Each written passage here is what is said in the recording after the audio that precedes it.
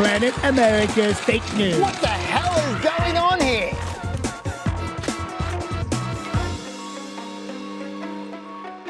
It's Planet America time. Hello, I'm John Barron. And I'm Chaz Luchadolo. This week, plea deal and no plea deal. Cohen is in, Manafort is out. Huge developments in the Mueller probe, turning up the heat on President Trump. Also this week, the migrant caravan and the whole asylum seeker mess. In the History Department, a look at the most successful third-party presidential candidate of the past century, and he was just a little bit crazy. I'm crazy for trying and crazy.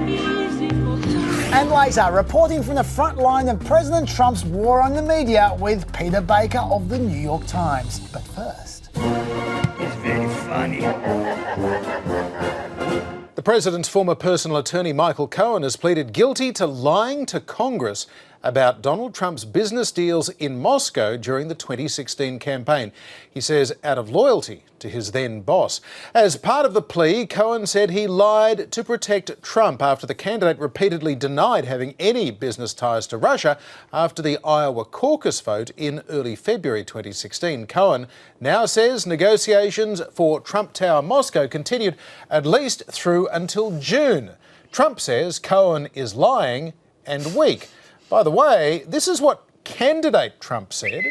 For the record, I have zero investments in Russia. Well, that was 2016. This is what President Trump said this morning. We were thinking about building a building. I guess we had in a form, it was an option. I don't know what you'd call it. I decided ultimately not to do it. There would have been nothing wrong if I did do it. And revealingly, he added, I was running my business while I was campaigning.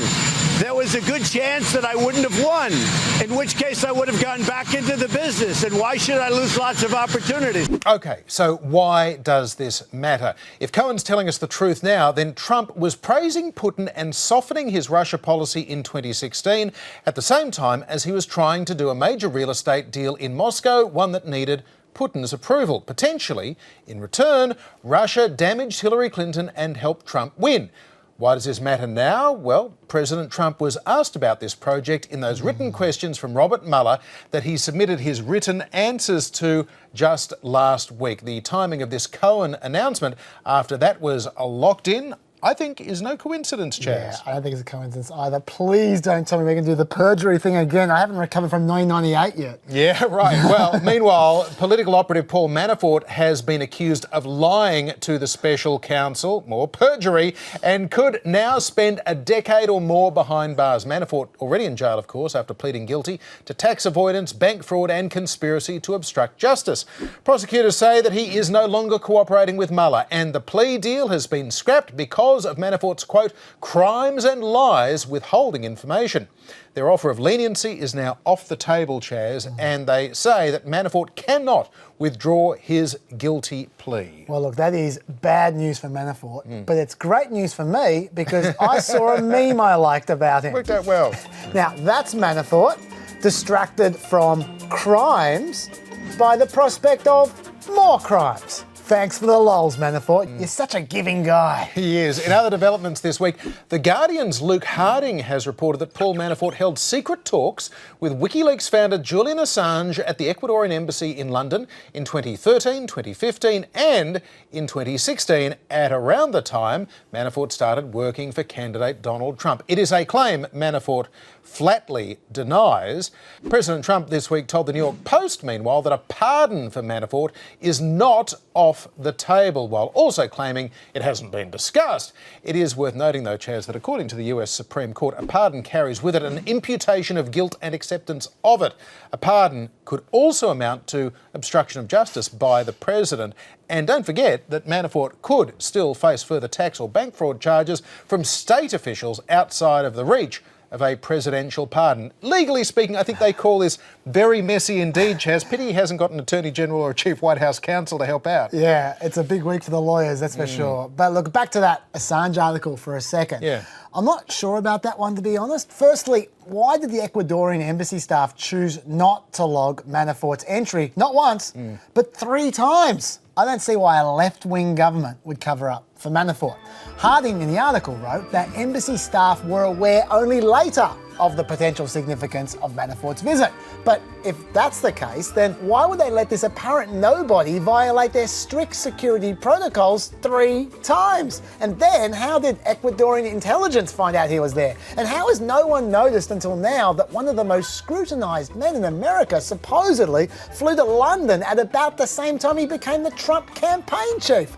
Talking about that last visit to London, the article says it was tentatively dated to March 2016, so they don't have a date. But they do know the visit lasted about 40 minutes, and they do know what he wore. So how is it possible to know the duration of the visit and the clothes Manafort was wearing without knowing the date it happened? Next, Harding says that he saw an internal document from Ecuadorian intelligence which listed Paul Manafort as a guest and also mentions the word Russians. What does that mean? Why didn't Harding write the context in which the word Russians was mentioned if he saw the document? It seems like strange reporting to me. And finally, I can't help noticing that as soon as the threat of lawsuits started flying around, The Guardian placed "sources say" at the end of the headline. Why the walk back? Did they lack faith in their story? So, in summary, John, I've got a few questions. Yeah, look, I think they're all reasonable questions to ask as well. And we did contact Luke Harding and invite him onto the show to answer those questions, but we haven't heard back from him yet. As for why Ecuadorian officials, though, would be so keen to turn a blind eye to Manafort, maybe they're just sick of Julian Assange treating the embassy like a youth hostel for the last few years. And it's also important to note that Luke Harding is a well-credentialed reporter, so if this story is just wrong, that's a big deal. If this story is right, it's a bigger deal still. Meanwhile, Carl Bernstein reported this week that Mueller is investigating a meeting last year between Manafort and Ecuador's president, Lenin Moreno, and how that related to WikiLeaks and the Trump campaign. Mueller's investigators have been following up on leads emanating from that visit and what that visit portends and what it means and what kind of key it might be to understanding a relationship between Assange, Manafort, the campaign, and WikiLeaks. Yeah, talking about the Russia inquiry, though, and we are doing that a lot, I don't think Trump's very happy about the Russia inquiry right now. Yes, what gave you that idea? He's been tweeting all kinds of concerns about it. So why don't we check those concerns out? Let's. Okay, go for it. When Mueller does his final report, will he be covering all of the conflicts of interest in a preamble? Yes, conflicts of interest, of course, but what could they be? As it turns out, Trump has told us before. Firstly, Mueller had a nasty and contentious business relationship with Trump. And by that, Trump means that Mueller tried to get a refund for golf club fees from Trump back in 2011. Probably not a huge deal. But then there's a second conflict. Trump turned Mueller down to be the head of the FBI, except Mueller was only interviewed for the job the day before he was appointed special counsel, and there is no indication that Mueller was even told he'd missed out. Thirdly, though, Comey is Mueller's best friend. Now, Comey isn't the one who's being investigated, of course, and there's no evidence that those two are especially close anyway, but we might be wrong about that last bit, because Trump insisted to the Daily Caller he had 100 pictures of Mueller and Comey hugging and kissing each other. I tried to find those pictures, and while the sexual tension is indeed obvious in this photo, the closest thing I could find to Comey actually kissing anyone was, well, this pic. Uh-oh. Might be some jealousy going on. Although the good news is that BuzzFeed put in a Freedom of Information request for those mystery kissing photos, and it resulted in my favourite headline of the year. FBI unable to find photos of Comey, Mueller hugging and kissing. Well done, FBI, for trying. Trump's next complaint is... Will he be recommending action on all the crimes of many kinds from those on the other side? Whatever happened to Podesta? That's a bit odd, because Trump also says that the Mueller investigation has already gone too far, even without investigating random other people that he tweets about. But finally, Trump asks... And will he be putting in statements from hundreds of people closely involved with my campaign who never met Saul or spoke to a Russian during this period? That is true. So, to be fair, let's now at least acknowledge the many Trump campaign staff who had nothing to do with Russia. Well done all. None of these people have committed federal crimes. You should all be very, very proud of yourselves. Congratulations. And that is another tweet checked.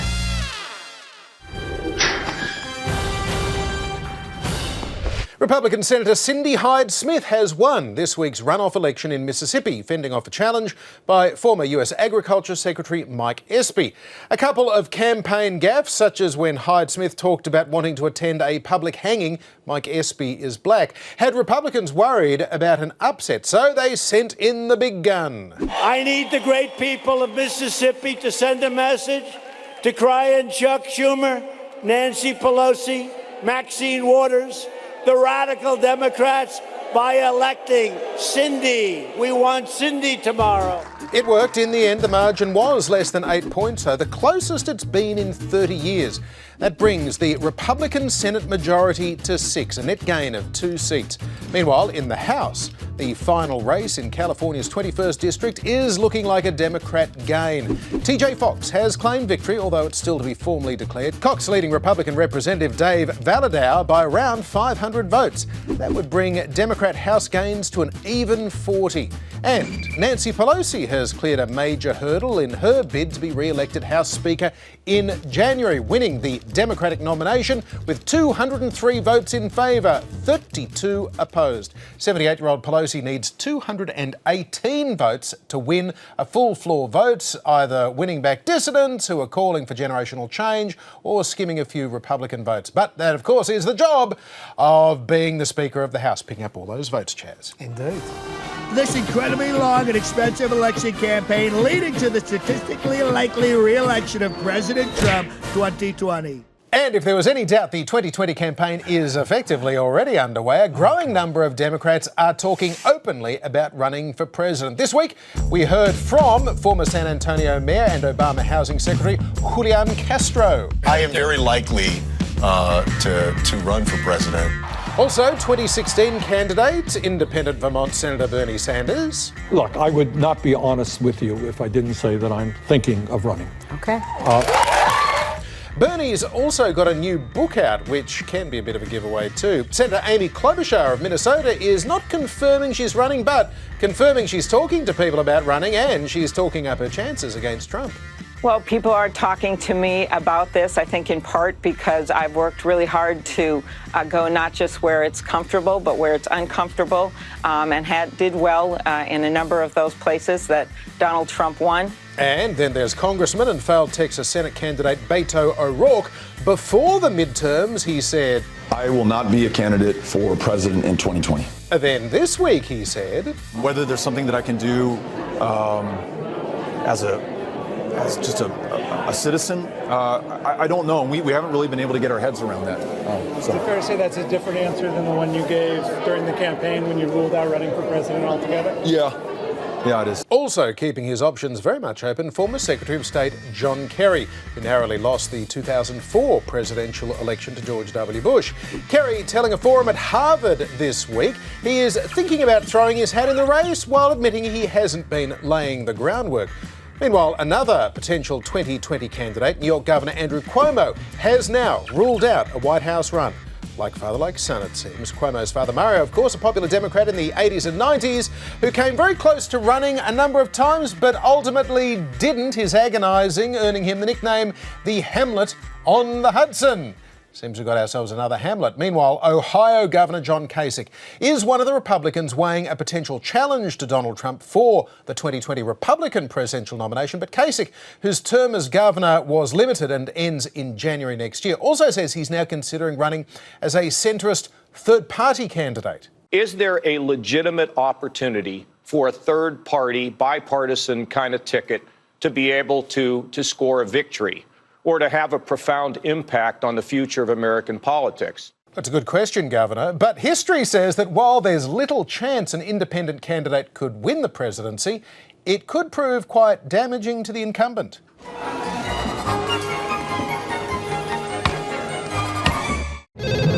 Who do you most trust to be sitting in this chair? Heading into the 1992 election season, President George Bush looked unbeatable, with an approval rating nudging 90% at the end of the Gulf War. We'll know soon. Top Democrats like Mario Cuomo decided to take a pass, clearing the way for an ambitious young governor from Arkansas. A star since first elected governor at age 32, Clinton is driven less by ideology than by what works. Meanwhile, George Bush was presiding over a new world order. On his watch, the Berlin Wall came down, the US signed major arms reduction treaties with the Soviet Union, and the Cold War effectively came to an end with the collapse of the USSR. This is a long way from the harsh days of the harshest Iron Curtain days. A long way from that. It sure was. But on the home front, things were less rosy. As American forces triumphed in Kuwait, the US economy was slipping into its first recession in almost a decade. Unemployment climbed to 8%. America's wonderful, ain't it, Mr. Bush? In late 1991, conservative commentator Pat Buchanan, a former speechwriter for Presidents Nixon and Reagan, announced that he was challenging President Bush for the Republican nomination. Nothing's going to stop us from going forward to a new era of greatness in a new century about to begin, and we can go to that era of greatness if we go forward together. America first! Buchanan's campaign bore many of the hallmarks of Donald Trump's run a quarter of a century later. Now, you let me talk for a minute. You're dead wrong. Nationalism, isolationism, anti-immigration, anti-free trade, with more than a hint of racism. His main gripe with Bush, breaking this election promise. Read my lips. No new taxes. January the 8th, 1991, President Bush suddenly falls ill. The president collapsed during a state dinner at the residence of Japan's prime minister and was taken back to his guest quarters. And for a few minutes, Pat Buchanan thought that he might just have become the Republican presidential nominee, but Bush recovered. It was just a gastric bug. Still, George Bush's political frailty was revealed the following month in the first in the nation New Hampshire primary. There it is. Close race, something we did not expect, and I don't believe George Bush did either. The next day, a wild card. Billionaire businessman Ross Perot, the founder of the company EDS, appears on CNN's Larry King show. By the way, is there any scenario in which you would run for president? Can you give me a scenario in which you'd say, okay, I'm in? If you're that serious, you, the people, are that serious, you register me in 50 states. Perot's supporters heard his call. They mobilised and he was off and running. Meanwhile, scandal-prone Governor Bill Clinton was closing in on the Democratic Party's presidential nomination. I'm going to fight like hell. Pat Buchanan stayed in the race until June, winning more than 30% in another 4 states, but never seriously challenging Bush. Meanwhile, Perot had surged to the top of the national polls, beating both Bush and Clinton, running as a self-funded political outsider preaching fiscal discipline. But with more attention came more scrutiny and concerns about Perot's temperament. He also lacked policies or kept flip-flopping. Are we flexible to change it and improve it? Absolutely. Staff began to quit on him. His polls slumped, and in July, the quixotic billionaire dropped out of the race. I have concluded that we cannot win in November. Then, in October, another twist. Just a month before the election, Perot was running again and onto the debate stage. The thing that separates my candidacy and makes it unique is that this came from millions of people in 50 states all over this country who wanted a candidate that worked and belonged to nobody but them. But Ross Perot's rebooted campaign never regained the support of the summer of 1992. My dog Millie knows more about foreign affairs than these two bozos. Come election day, he still won over 19% of the vote, more than any other third-party candidate since Teddy Roosevelt in 1912. Experts still debate whether Perot cost Bush re-election or not, but it's safe to say he didn't help.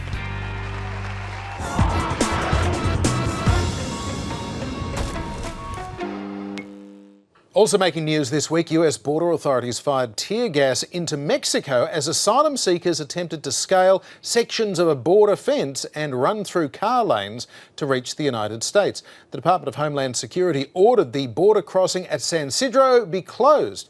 Asylum seekers, including women and children, had come in migrant caravans from as far away as Honduras. Around 8,000 are now in border towns like Tijuana and Mexicali. In response to the tear gas, some migrants threw rocks and bottles towards the border post. President Trump, though, says they were using very safe tear gas. Are you comfortable tear gassing children like what we saw at the border? They're not, as you know, they're not. They had to use because they were being rushed by some very tough people. Now, there's a lot of unknowns about this story, John. Remember, last week we told you that the essential problem here is that there were 10,000 potential asylum seekers being taken at a rate of 40 to 100 a day. Now, is that because the processing centres are being overrun, or is the American government just trying to make these people sweat a bit as a deterrent? We just don't know. Well, regardless, Mexico offered a solution, allowing America to process asylum seekers in Mexico at their leisure. Olga Sanchez Cordero, Mexico's incoming interior minister, said, "For now, we have agreed to this policy of remain in Mexico." But then the next day, someone said there is no agreement of any sort between the incoming Mexican government and the US government. And that someone was Olga Sanchez Cordero. So, is there a deal or not? We still don't know. So the White House tried another tactic, and they gave the military permission to use lethal force on the border if necessary. But at the same time, the military weren't even carrying guns. So more unknowns there. Next question. How many people in the caravan were genuine asylum seekers? Homeland Secretary Kirstjen Nielsen said she knew of at least 500 criminals in the caravan, but she didn't say how she supposedly knew that. We do know there was at least one MS-13 gang member using the caravan to get into America, and we also know over the last few years about 80% of asylum seekers from Central America have had their claims denied in America. And we also saw plenty of footage like this. Migrants breaking through the wall, migrants throwing rocks, migrants doing anything but putting up their hands and seeking asylum from the border police. Fine.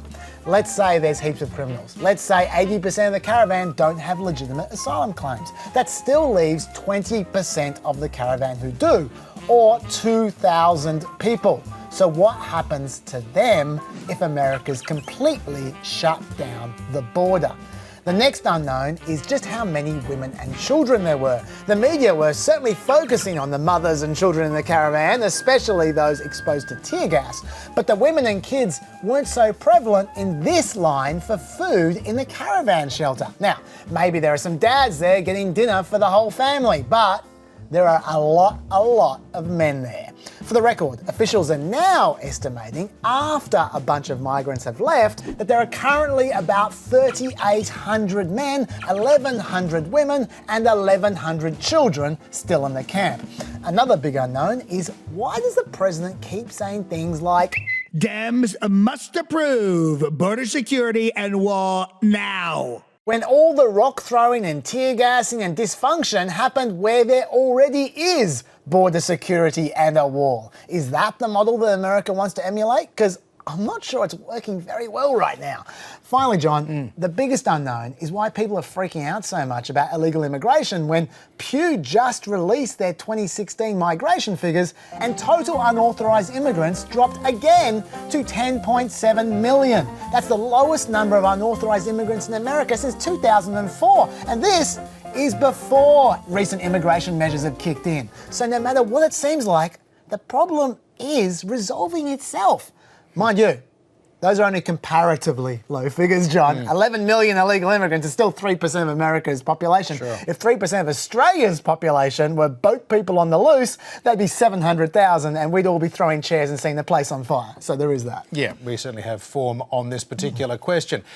Meanwhile, President Trump is still demanding Congress give him $5 or $6 billion to build at least some of his border wall, and threatening a government shutdown at the end of next week if he doesn't get the cash. The question, I guess, then, Chaz, is Does he really want a government shutdown on this issue? Well, not if he looks at the polls, John. Not only do 55% of registered voters say increased wall funding is not worth a shutdown, but 61% of independents say it's not worth it. And even amongst Republicans, only 49% of them say more funding for the wall is worth a shutdown. But to answer your question, John, I don't think he's actually serious about the wall, and I'll tell you why. Earlier in the year, Chuck Schumer offered Trump a deal where he'd fund the wall completely in return for Trump legalising the Dreamers. The DACA deal. Yeah, they're the kids who came as illegal immigrants, but then they grew up in America. Now, Trump not only rejected the deal, but he also tried to sneak in all these changes and reduction for legal immigration. So he wasn't serious about the wall then, and I think it proves he just sees the wall as a political cudgel to rev up his base, which it does very well. Yeah, indeed it does, and he knows it. And I'd go further than that. I'd say that I suspect that Donald Trump never wants this border wall to be built, because if he actually builds it, it may well prove to be an expensive dud. 2,000 kilometres, of course, of this border is a river, the Rio Grande, and then there are oceans either side of it. Lots of ways around and even under a wall like this. Just ask El Chapo, who is very good at digging his way under the border. That's true. Or you can just fly a plane. I mean, also, you can see what the wall achieves over in Tijuana right now. It's not doing much. The real problem is America is unable or unwilling to process these people very quickly. So they don't know what to do with these people all in the meantime. So I'd say, why don't you take the $20 billion for the wall and spend it on holding centres and immigration judges, and then try and turn that 2-year wait into a 2-month wait. And meanwhile, by the way, bring in National E-Verify. That's the system where you can't, I've got it all worked out, John, where you can't hire an employee until you check electronically they're a legal resident. So you process them fast, you stop illegal immigrants getting jobs. That's how you stop illegal immigration humanely, John. After all these years, you know absolutely nothing about American politics. I know. I'm so naive. It's never going to happen.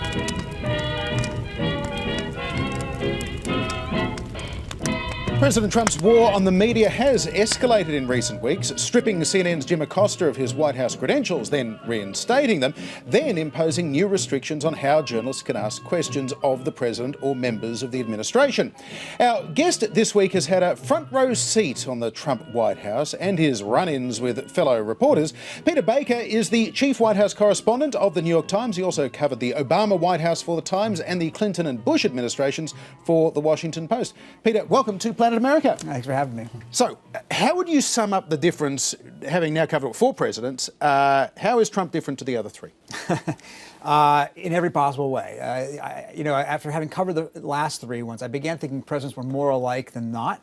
The patterns and the rhythms of a White House were actually pretty similar. And then Trump came along and blew all that up. Everything that any other president did, he decides to do it the opposite way. What was the most notable? If you could say one thing that marks him as different in doing your day-to-day job, how is Trump different? That's a great question, basically. Day in, day out, one thing in terms of the media, actually, we talk about the war on the media, and there's been a very pronounced escalation, as you say, in that. The flip side is he talks to us all the time. And again and again and again. So he talks to us almost every day, sometimes 2 times a day, sometimes 3 times a day. President Obama didn't do that. President Bush didn't do that.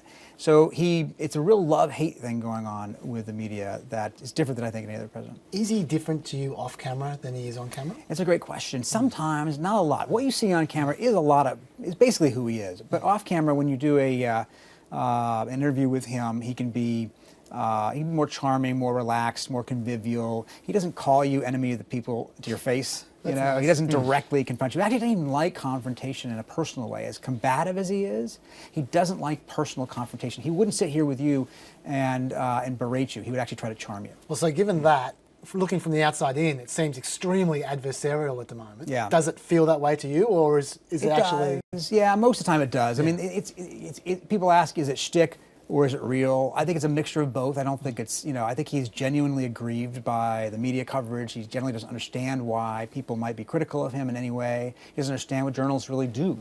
And at the same time, he understands it's great for his base. So I remember we would go to a rally of his and he'd be railing on about the fake news and pointing at us in the back, and people start shouting and screaming and chanting us. And then we'd get on Air Force One afterwards. He'd come back to the press compartment. Hey guys, how'd it go? Everything good for you? Did it work out well for you? We're like, you kind of gave it to us pretty tough back there, sir. Oh, I could have been much harder. So it's a mix of both. Over the last decade or so, there's been a gradual movement towards more and more outlets trying to get access to these press briefings. Yeah. And some of them have gone beyond bias to just full-on propaganda outlets, like, say, Gateway Pundit, which just makes stuff up. Now, how do you feel the balance should be struck between a free press and the fact there are only so many seats in these press briefings? Well, that's a great question. I mean, you're right about that. We have much more overtly partisan media now. We have conservative press, we have liberal press, and we have some that are actually organized by political organization, which is a different thing. I think we should hopefully draw the line at those that are functions of, like, say, the Republican Party, the Democratic Party, anything that's actually tied into it. For a while, a few years back, there was a reporter in there who actually worked for an organization that was a front for a political party. That's not a good thing. It's okay to have. What about think tanks? Yeah. Well, I mean, it's hard. Where's the line, right? What is a journalist these days? Does Julian Assange count as a journalist? I mean, this is a question we're now about to ask if he's actually prosecuted, for instance. We're not going to put the genie back in the bottle. From my point of view, it's better that journalists try to be neutral, better that we try to be objective or balanced or what have you. But you're going to have a Daily Caller and you're going to have a HuffPost, and they're going to be there with their points of view. And it's part of our free marketplace of ideas. But it is a fragmenting media world. So when I was growing up in America, you had basically 3 networks and a couple big papers to get your information from. And we all had started off with the same fact set. Right now, we all start in very different fact sets. You get a very different factual point of view if you're watching Fox or watching MSNBC or reading Gateway Pundit than you do if you read the New York Times or the Washington Post. So that's more troubling because we're not even starting from the same basis. The Trump administration started with a problem with facts and the truth. Yeah. Sean Spicer and the inauguration crowd, and that set a tone, a narrative that says that we're basically being lied to from the podium in the White House in a way that we've never seen in previous administrations. There'd been kind of maybe deception through omission, not sharing information, and so on. But it seems from the outside that there has been a shift there. Yeah. Is it noticeable, and how do you navigate that? Oh, no, it's very noticeable. It is a shift. You're right. Every president, every press secretary has lied or shaded the truth or spun or whatever phrase you want to use. But this is of a different level and a different volume, right? My colleague, Glenn Kessler from the Washington Post, has actually documented it. He's counted 6,500 false or misleading statements by the President of the United States since he took office. 6,500 is an extraordinary number. It's sometimes 20, 30, 40 a day, depending if he has a rally or something like that.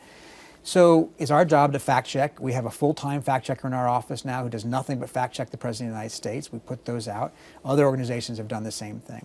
The trick is you get in this position where you don't want to be doing every single thing he says as if you're some sort of nyan nanny, because then it's just discounted. People just sort of say, well, that's just more nitpicking by the biased press. So there's a real struggle here between our responsibility for accountability and not wanting to sort of fall into this trap of tisk-tisking everything he says. I suppose also there's an issue between striking the balance between original reporting and just simply following the president's agenda. Absolutely. If he says 50 things that are untrue, then if all you're doing is talking about the things that he says that are untrue, you're not talking about anything else. That's exactly right. And I think we've tried to wall off whole parts of our bureau that do reporting that have nothing to do with what the president did or said that day. We have a whole team of people who've been looking at the ways the federal government has changed under him. What does that mean for regulation of lands in the West, for instance? We did a big series on that recently. What does it mean for the Environmental Protection Agency? What does it mean in terms of the Justice Department? And of course we have a whole investigative team on some of this Russia stuff and the other things that need to be brought to account.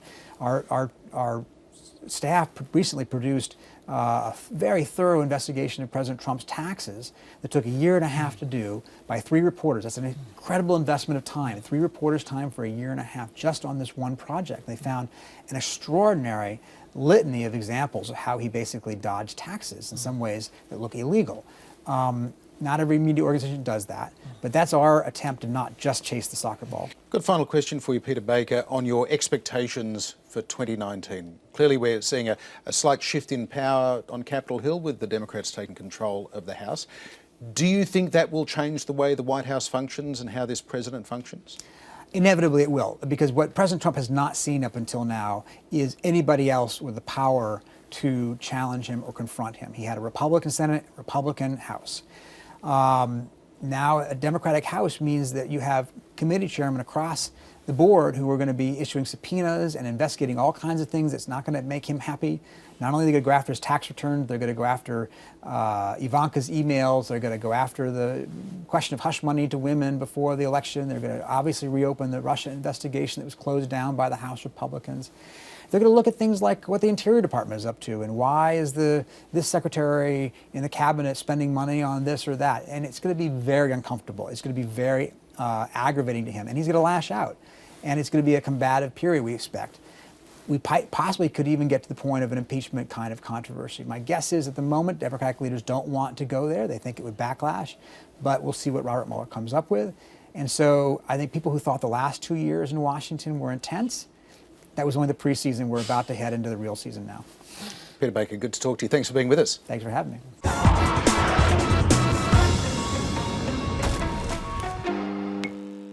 In other news this week, as many as 14,000 auto industry workers are facing the sack after General Motors announced this week it's closing up to 5 North American plants. About 2/3 of the job losses are from GM's white-collar workforce. The rest are from the factory floor, as the company abandons small and medium car production in favour of SUVs and trucks, which, would you believe, now make up 65% of all new vehicles sold in America. It was 50% just 5 years ago. Many of these job losses will come in politically important states like Michigan and Ohio, and it all flies in the face, of course, of the president's message that he's bringing back manufacturing jobs to the Rust Belt. And perhaps not surprisingly, therefore, he took what is an unusual step for a Republican president to attack a private company's business decisions. Very disappointed in General Motors and their CEO, Mary Barra, for closing plants in Ohio, Michigan, and Maryland. Nothing being closed in Mexico or China. The U.S. saved General Motors, and this is the thanks we get. President Trump then threatened to cut government subsidies to GM for things like electric cars. So take that. Yeah, well, the key word, though, is threatened, because Trump can't actually reduce anyone's subsidies without congressional approval. Also, that environmental subsidy that he's threatening only applies to the first 200,000 electric cars a company sells, and GM is expected to hit that threshold by the end of the year. So GM will have no subsidies to cut anyway.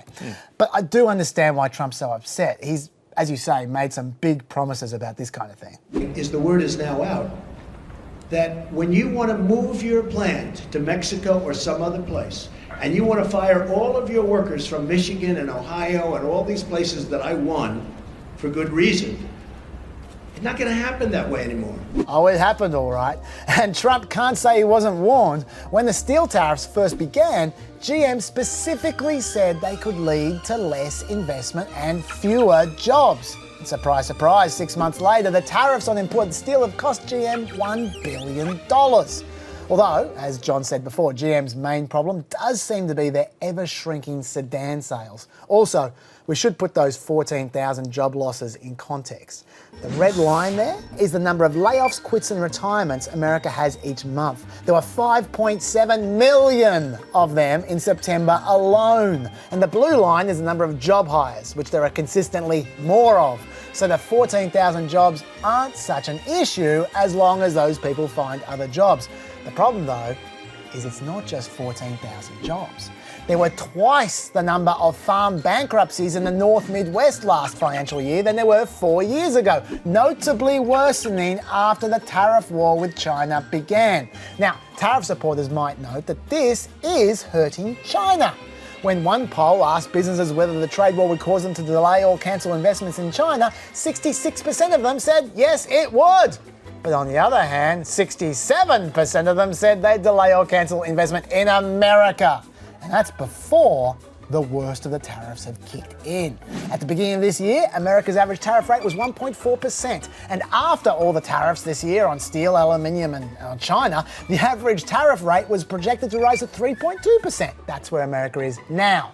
But if America raises the tariffs on Chinese goods from 10 to 25%, like Trump has promised, the average tariff rate will grow to 4.5%. And if that tariff becomes 25% on $500 billion of Chinese goods, also like Trump has threatened, then the tariff rate will become 7.2%. And if Trump goes through with his auto tariffs, the average tariff rate will move into double digits. So things could get a lot worse. And with admissions like this from Trump about his economic theories, it just might. My gut tells me more sometimes than anybody else's brain can ever tell me. Meanwhile, back on Capitol Hill, a rare show of bipartisanship this week. Senators voting by 63 to 37 to advance a resolution drafted by Independent Senator Bernie Sanders and Republican Mike Lee, which would end US military support for the Saudi-led war in Yemen. The same bill failed to pass the Senate in March. This time it was fuelled by anger at evidence Saudi Crown Prince Mohammed bin Salman ordered last month's killing of journalist Jamal Khashoggi, and the president's unwillingness to point the finger of blame despite a damning assessment from his own intelligence agency.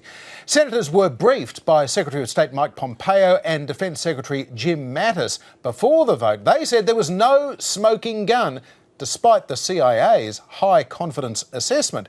Usual Trump allies like Senator Lindsey Graham turned against the president and are now demanding to hear from the head of the CIA, Gina Haspel. I changed my mind because I'm pissed. The way the administration's handled the Saudi Arabia event is just not acceptable. The briefing today did not help me at all better understand the role that MBS played in the killing of Mr. Khashoggi. He's pissed. He is. Look, it's good to see that this vote to at least debate getting out of Yemen was so overwhelming, but we should be clear, America is not about to get out of Yemen. Firstly, the Republican leadership in the House snuck a provision into a bill about grey wolves to block any Yemen war vote in the House. I didn't even know there were grey wolves in the Yemeni war. That's news to me. Not after that bill. And if somehow those grey wolves force the House to vote to get out of Yemen, then Trump would be sure to veto the bill as well. But this is still good news for anti-war types, because while 75% of those with an opinion are opposed to US involvement in the war in Yemen, about a third of Americans haven't even heard of the war in Yemen. So obviously Yemen war opponents need to build more awareness, and votes like this do exactly that. And that is it for another trip to Planet America. Thank you for watching. Do not forget the Facebook page for updates. But before we go, it was a big week for Bob Mueller. And doesn't he know it? Bye-bye. Walk without rhythm, it won't attract the worm.